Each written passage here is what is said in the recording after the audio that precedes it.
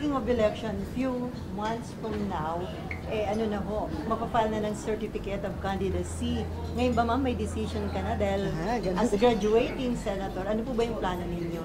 Well, at the moment, kumbaga kung isang bala yung future plans, yung trajectory niya, talagang papunta sa Makati.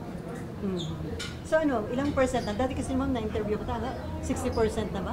Oo, siguro ngayon 65-35. Tama ba yung math ko? 100% ba yun? So ilang percent na ngayon? 70% na? Baka 70-30. Kasi syempre, palapit ng palapit. Pero ma'am, may tendency ba na magkalaban kayo ng brother-in-law or iiwasan yung mangyari yun?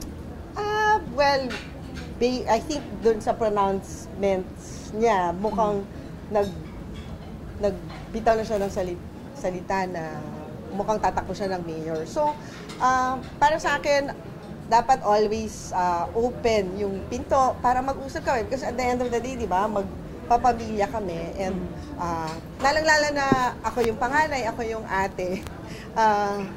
Dapat yung effort na magkaayos-ayos, na walang laban dun sa pamilya, yung pa rin yung goal natin pagdating ng 2025 election. So bilang ate, mag-i-initiate kayo na, mag-e-effort kayo na wag humantong dun sa punto na maglalaban kayo ng brother-in-law? Yeah, of course, kasi diba, syempre, at the end of the day, pamilya pa din yan kahit asawa lang siya ng kapatid. Pero ma'am, willing ka pong magbigay sa kanya o sa asawa ng kapatid niyo?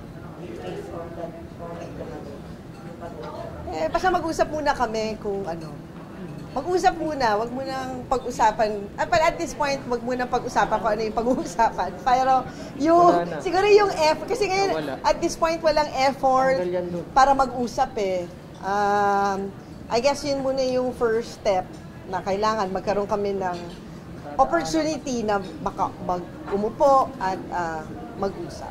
Pero bilang ate, dapat mag-prevail ka, ma'am. Ganun ba? Hindi not necessary.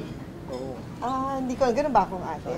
But kasi syempre, diba, at the end of the day, yung legacy ng ama ko, yung kailangan naming, i-continue. Kung ano yung serbisyong binay na naumpisahan ng aking ama, yun yung kailangan na maipagpapatuloy. So, kailangan ma-resolve kung sino sa amin dalawa yung mas makakapagpatuloy ng ganong klaseng serbisyo.